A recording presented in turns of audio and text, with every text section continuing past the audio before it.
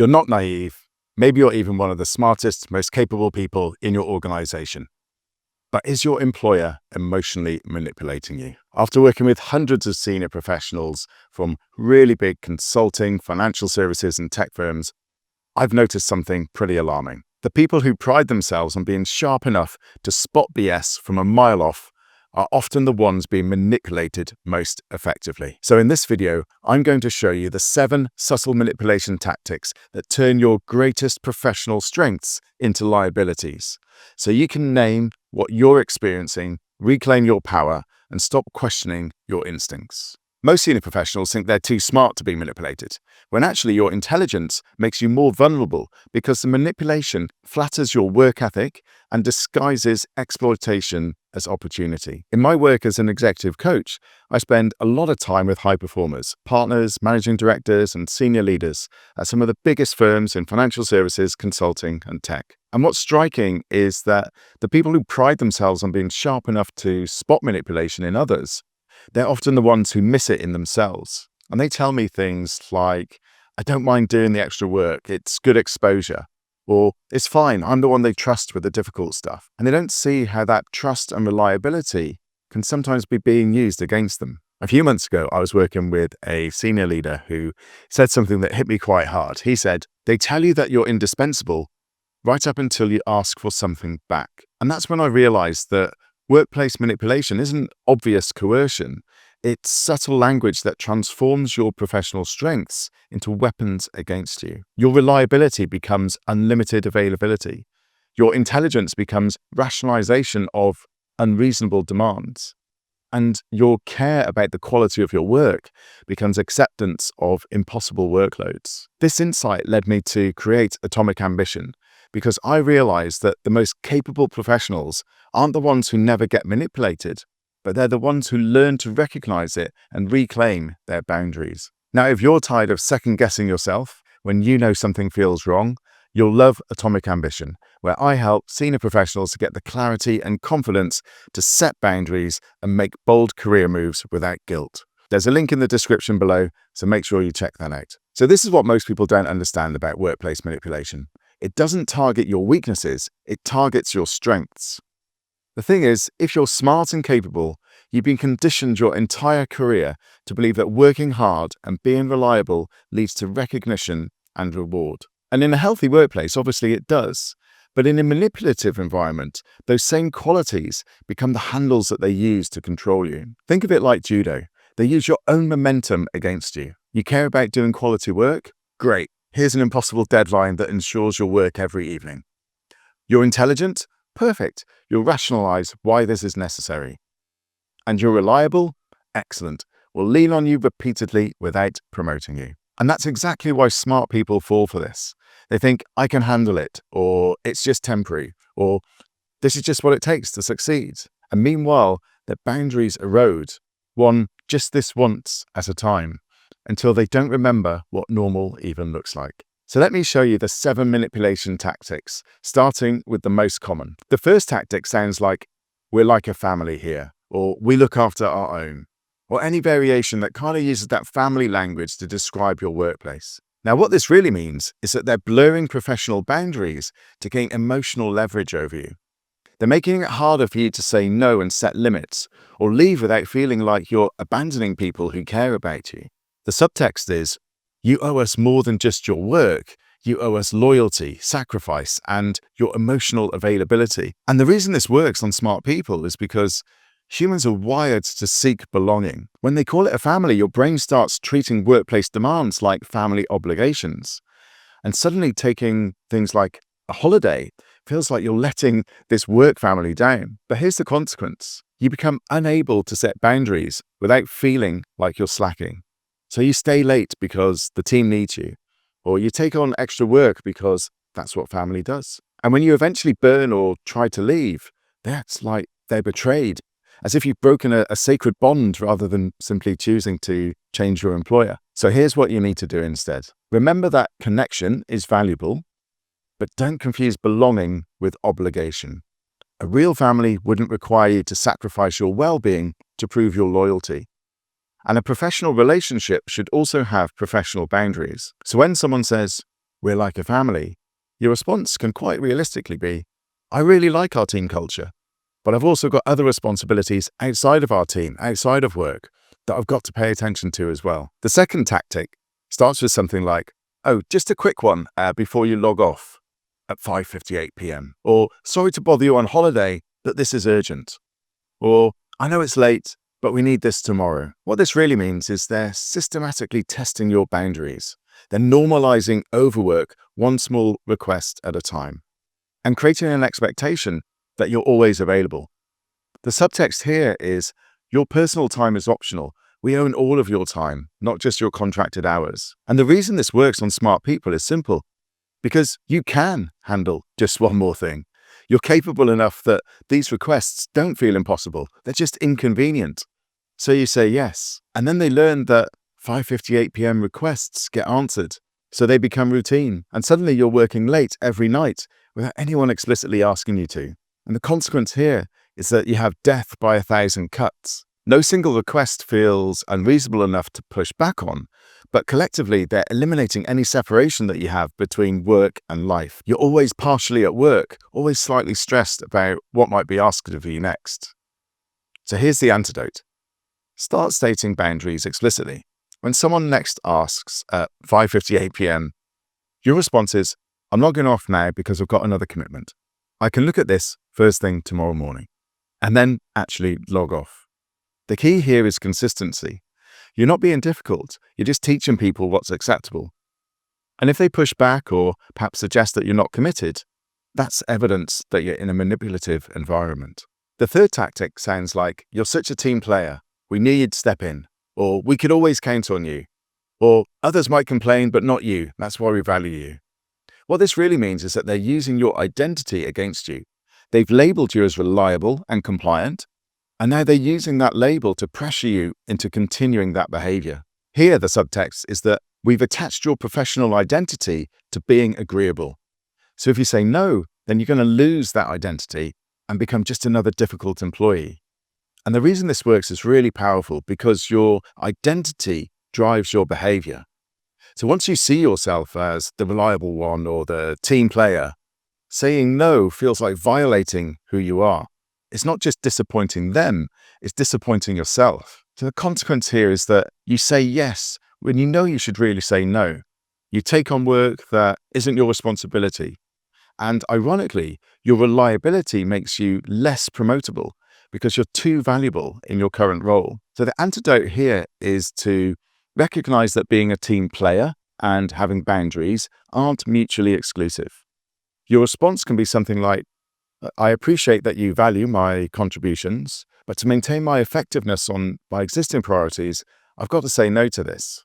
The fourth tactic sounds like, you're the only one who can do this properly, or we need someone with your expertise, or this is just way too important to give to anyone else. What this really means is they're using compliments to mask overload.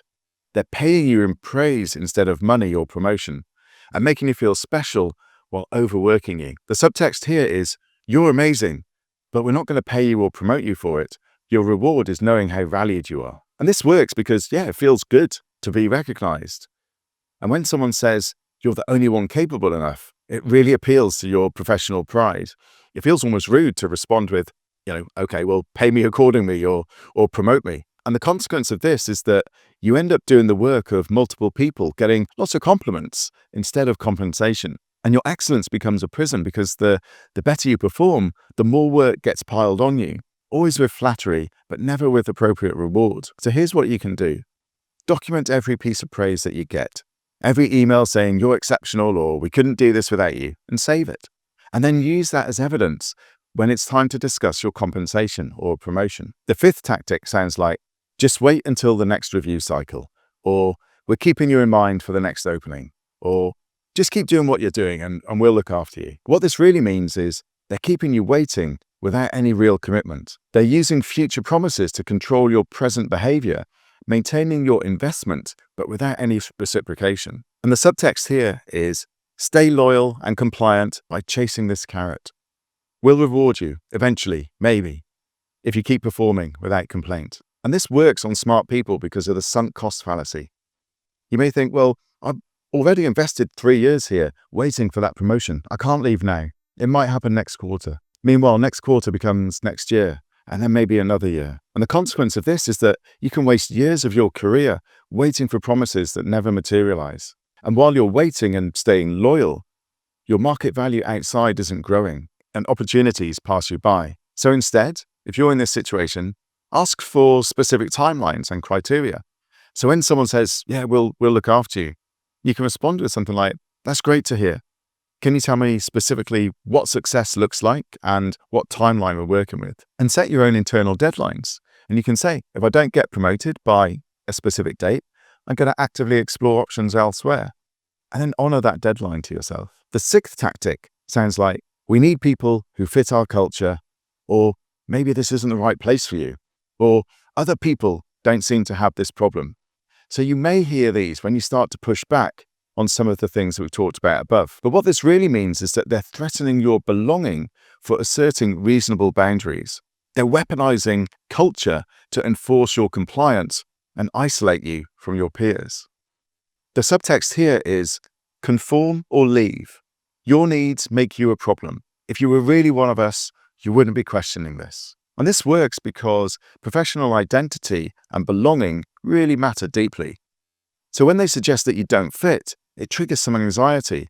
You may think, well, maybe I am being unreasonable, or is there something wrong with me, or why can't I just adapt like everybody else seems to? But here's what's really happening.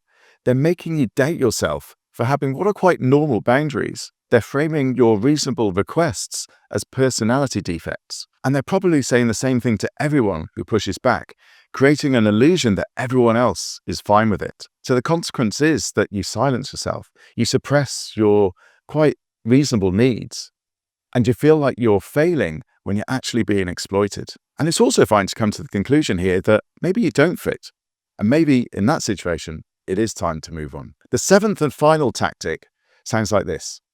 Everyone works late here, or that's just the nature of our industry, or we all make sacrifices. What this really means is they're using peer pressure to enforce unsustainable standards. They're framing this exploitation as an industry norm to make your reasonable boundaries seem unreasonable. And the subtext here is that, look, everyone else is okay with this, so what's wrong with you? This dysfunction is normal. Accept it, or maybe you just can't handle it. And this works because social proof is so powerful. When you're told that everyone does something, you start questioning whether your standards are too high. And you think, well, maybe I'm not cut out for this level, or maybe this level is unsustainable for me. But here's the truth.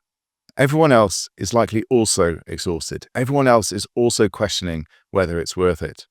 The difference is they're not talking about it because they've each been told the same thing, that everyone else is fine with it. And the consequence is that burnout gets framed as your personal failure. You're told to work on your stress management, your resilience, your time management, anything except addressing the structural problem of unreasonable workloads. So you can ask explicitly, what's being done systematically to address our workloads and prevent burnout? And recognize also that you can't meditate your way out of an impossible workload. The problem isn't your resilience, it's their expectations. But these 7 tactics are so effective because your greatest strengths, your intelligence, your reliability, your work ethic, become liabilities when they're weaponized against you. And the real cost is that you become complicit in your own exploitation. You're not being forced, but you're choosing to say yes, to work late, to take on even more. Except you're not really choosing. You're being conditioned to believe that saying no makes you difficult or uncommitted or not a team player. So burnout becomes your fault. Stagnation becomes your problem. And the whole time you're being told how valued you are, whilst the company is systematically eroding your boundaries and extracting more than you're being compensated for. So that's the mechanism.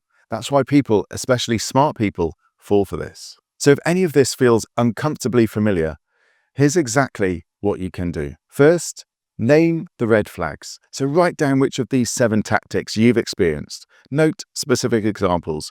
Naming them stops you from questioning your instincts, makes you realize that you're not paranoid, you just become more aware of the situation. The second is to reclaim your boundaries. Pick one boundary to assert this week. Maybe it's logging off at your contracted time. Maybe it's saying, no, I can't take this on without over-apologizing or over-explaining. State it clearly, calmly, and then be consistent. Consistency teaches people what's acceptable. And the third thing you can do is to document everything. Save every email praising your performance. Record every promise about promotion or compensation. This evidence protects you whether you're negotiating for better terms or planning your exit. And here's a crucial mindset shift.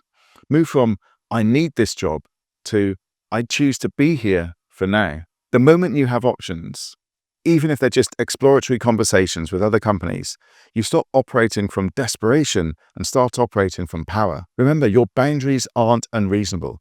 Your needs aren't excessive. And if asserting normal professional limits makes you not a good fit, that's evidence of all of the above manipulative tactics. Now, I want to be clear, not every employer is manipulative, and some of these tactics happen unintentionally in good organizations. But if you're experiencing multiple red flags and you've tried to set boundaries and nothing changes, or worse, you face some retaliation, that's when you need to seriously consider whether your current working environment is right for you. The professionals I work with who've made this shift, who've either learned to recognize these patterns and then negotiate better terms or situations for themselves in their current roles, or move to healthier organizations, they all say the same thing, which is, "I can't believe I accepted that for so long." Because here's what's possible on the other side. Roles where your boundaries are respected. Employers who reward excellence with actual compensation and promotions, not just praise. And work environments where being reliable doesn't make you exploitable. And most importantly, you can recover your energy and your enthusiasm for your work. You can stop dreading Sunday evenings, and you can use your talent and capabilities in organizations that value it well, rather than extracting it indefinitely. This is exactly why I created Atomic Ambition, to help you get the clarity and confidence to recognize these dynamics, to set boundaries without guilt, and make bold career moves, whether that means negotiating better terms in your current role or finding an organization that actually deserves your talent. Staying in a manipulative environment isn't the safe choice, but it is the easier choice. But your performance will suffer, your confidence will erode, and your market value will decrease. And the longer you stay, the harder it becomes to leave. But when you learn to recognize manipulation and reclaim your power, whether by setting boundaries where you are or moving to somewhere healthier, everything changes. You're not crazy, you're not too sensitive, you're aware. And awareness is the first step to taking your power back. Now, recognizing this manipulation is just the first step. The bigger challenge is learning how to negotiate for roles that are a much better fit for you, which is why you should watch this video next on how to make your next big move at 40 plus. Because knowing what you won't accept doesn't help if you don't know how to position yourself for better opportunities. And if you're liking these videos, please make sure to subscribe and like and leave a comment. I'd really love to hear from you.